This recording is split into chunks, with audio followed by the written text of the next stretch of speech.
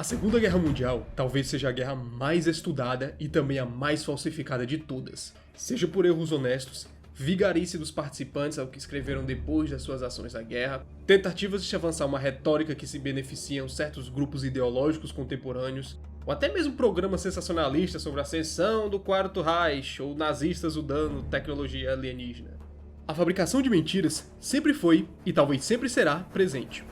Felizmente, graças a esse interesse, muitas pessoas sérias também dedicam muitas vidas inteiras a esse tema. Então, sem mais delongas, vamos a 4 mitos sobre a Segunda Guerra Mundial.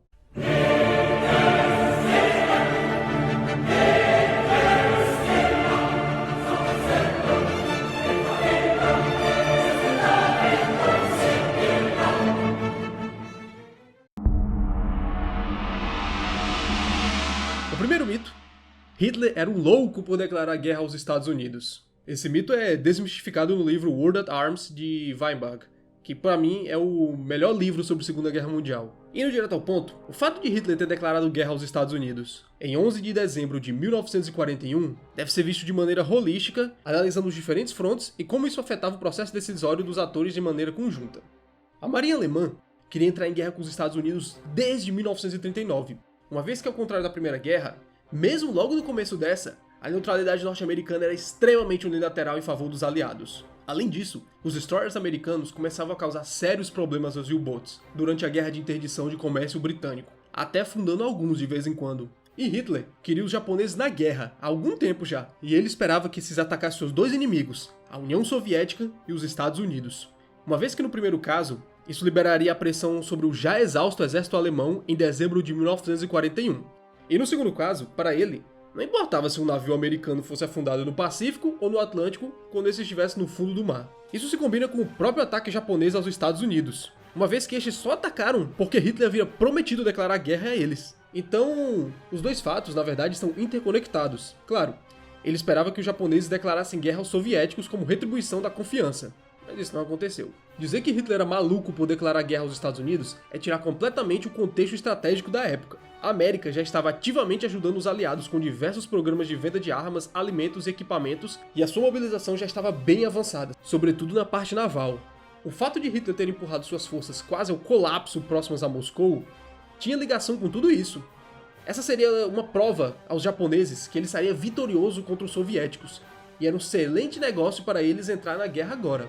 E finalmente, muito da resposta americana se deveu à forma como os japoneses colocaram esse país em guerra, coisa que Hitler não tinha nada a ver.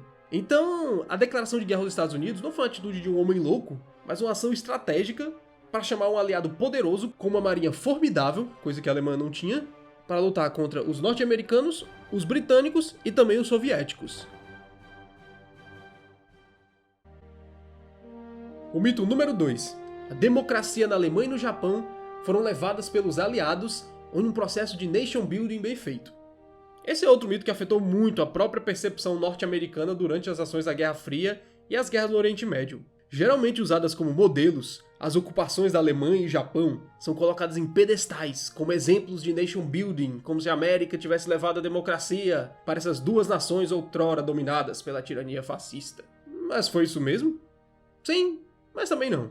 A complexidade está no fato de que tanto o Japão como a Alemanha eram democracias antes de serem tomadas pelos militaristas e pelos nazistas. Ao final da era Meiji e da era Taisho, marcaram grandes momentos de democratização e até protestos em larga escala no Japão. Havia liberdade de pensamento, de religião e de imprensa, embora não 100%, e mesmo com o grande controle dos Zaibatsus, a economia também possuía um certo nível de liberdade. O parlamento era eleito em eleições que a maioria dos casos para épocas eram bem honestas. Basta comparar o Brasil da Primeira República ou República Velha da mesma época para vermos que o Japão era um país muito mais democrático. Foi justamente uma escalada ultranacionalista, racista e imperialista que lentamente foi tomando o controle do Estado japonês. Isso merece seu próprio vídeo.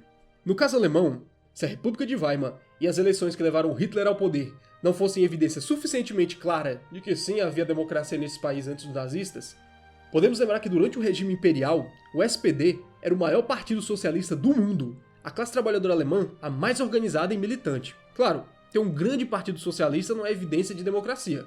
Mas perceba que, até que os marxistas chamavam de traição social-democrata, esse partido também ia contrariamente a tudo que os Kaisers acreditavam.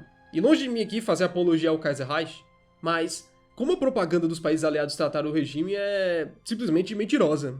O Kaiser não era um autocrata, como, por exemplo, o Tsar da Rússia, que estava nos países aliados. O Kaiser não era esse autocrata como o Tsar. A maior parte da sua administração do país estava sob o Reichstag, eleito democraticamente. Então, querer comparar missões de nation building na Somália, Iraque e Afeganistão com modelos utópicos de ocupação da Alemanha e do Japão é simplesmente loucura. Os Estados Unidos não levaram a democracia para esses dois países. Eles simplesmente ajudaram as lideranças democráticas locais a revivê-la. Uma prova que simplesmente estudar história sem entender os seus contextos e nuances não leva ninguém a não repeti-la. Às vezes pode tornar até tudo pior.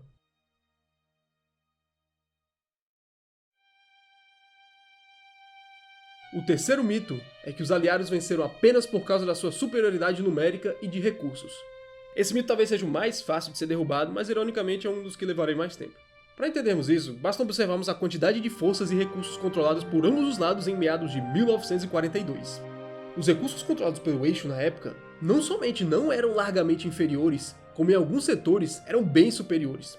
O Império do Japão, por exemplo, controlava as vastas produções de borracha e minérios da Malásia e das Índias Orientais Neerlandesas, ativos tão importantes e escassos que até mesmo os Estados Unidos precisavam ir atrás de outros países para conseguir esse recurso, como vieram para o Brasil atrás de parte da sua borracha.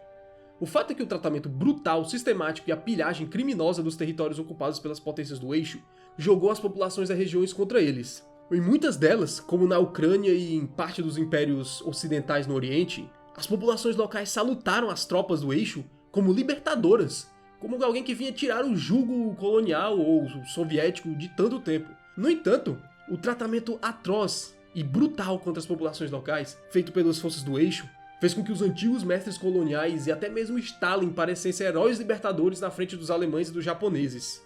A pilhagem sistemática na França também fez com que muitos grupos se levantassem contra os alemães. Além disso, no começo da ocupação, haviam diversos grupos colaboradores, mas com o tempo esses se voltavam cada vez mais contra eles. Nos Países Baixos e na Bélgica, a exploração e baixos salários pagos aos trabalhadores das indústrias metalúrgicas e outros de suporte para o esforço de guerra alemão também levou a produtividade a cair drasticamente. Isso é apenas falando de recursos. Citando agora um pouco também a questão de números de tropas. Podemos citar as vitórias táticas e estratégicas das forças aliadas em diversas ocasiões, como na Batalha Aérea sobre a Grã-Bretanha, no qual o número de aviões das forças do eixo era verdadeiramente muito maior. Com quase 1/3 a mais de aviões de combate e bombardeiros, o eixo tinha toda a vantagem numérica que precisavam para sobrepor as forças britânicas e do Commonwealth. No entanto, isso não aconteceu. Ou mesmo, podemos citar quando a União Soviética parou a Wehrmacht nas portas de Moscou. Embora tivesse os números brutos maiores, essa vantagem foi zerada pela virtual acefalia do Exército Vermelho, graças aos expurgos promovidos pela paranoia do regime. Até na Batalha de Midway, uma batalha naval entre japoneses e norte-americanos, os japoneses tinham na época 8 porta-aviões, contra 3 dos Estados Unidos. E mesmo que eles não tenham aplicado toda a sua força na batalha, com apenas 4 porta-aviões, eles ainda assim tinham uma vantagem numérica nessa batalha. E outro detalhe é que o fato dos japoneses terem 4 e não 8, e os americanos terem 3 e não 2, isso é um tema que precisa ser tratado depois, também demonstram muito mais mérito dos americanos e deméritos dos japoneses no campo estratégico da aplicação de suas forças, do que qualquer tentativa de se colocar toda a vantagem americana nas costas do seu poderio industrial. O fato dos japoneses não terem aplicado sua força total na batalha e dos americanos terem, e desses americanos ainda assim conseguirem derrotarem as forças japonesas, não tem nada a ver com os americanos conseguirem cuspir mais porta-aviões e bombardeiros do que os japoneses durante a guerra.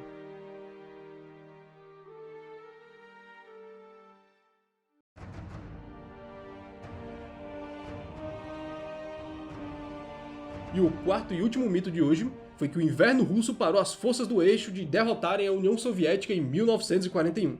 Esse mito é muito difundido no Ocidente, principalmente pelas memórias escritas por muitos generais alemães. Isso merece um vídeo próprio. Mas encurtando, eles mentiram e não foi pouco. Parece um tanto óbvio, mas o frio, as montanhas de neve e tudo que vem junto disso, o calor escaldante do verão, os infernos de lama do outono, como as doenças e mortes relacionadas a isso, afetavam os soviéticos tanto quanto afetavam os alemães. Curiosamente, russos não são imunes ao frio. E se esses últimos se deram melhor nessas condições, isso é muito mais por demérito dos alemães do que com uma desculpa esfarrapada por algo tão simples como não prever que os tanques ficariam atolados na lama e que os seus soldados congelariam no frio ao redor de Moscou. Em dezembro de 1941, a Wehrmacht estava exausta no fronte perto do colapso. Havia até mesmo medo do que aconteceria como em Napoleão se repetir com os alemães. Mas graças a algumas manobras e às ordens de Hitler de não recuarem, as forças alemãs conseguiram segurar praticamente todos os ganhos territoriais. O avanço surpresa e extremamente rápido dos alemães, na verdade pode se dever muito mais a decisões estratégicas ruins da União Soviética do que a superméritos dos alemães, e a parada deles também pode se dever muito mais aos soviéticos se reorganizando do que de fato aos alemães terem sido parados pelas simplesmente as forças da natureza. Porque veja, os soviéticos conseguiram reforçar suas forças em Moscou e fazer uma contraofensiva. E o frio afetava essas tropas que vieram da Sibéria muito mais do que as tropas que estavam próximas a Moscou. Então simplesmente culpar as forças do clima pela derrota das forças de Hitler não é muito correto. Bem, gente, esses foram 4 mitos, alguns bem óbvios, alguns que você provavelmente já conhecia, que eram mitos. Mas essa é uma série interessante que eu pretendo tratar aqui. Há alguns livros muito bons sobre o tema, mas se você deseja a Segunda Guerra Mundial como um evento conjunto, não só como uma série de batalhas em números, eu recomendo esse livro World at Arms. Eu nunca li nenhum livro que fosse tão complexo e tão, na verdade, simples de ler, e tratasse a guerra como uma coisa só. É um livro grande, bem longo, acho que mais de 1000 páginas, mas vale a pena dar a lida. Foi isso. Se você gostou, dá um like, curte o canal, compartilha com os amigos do Zap e tchau!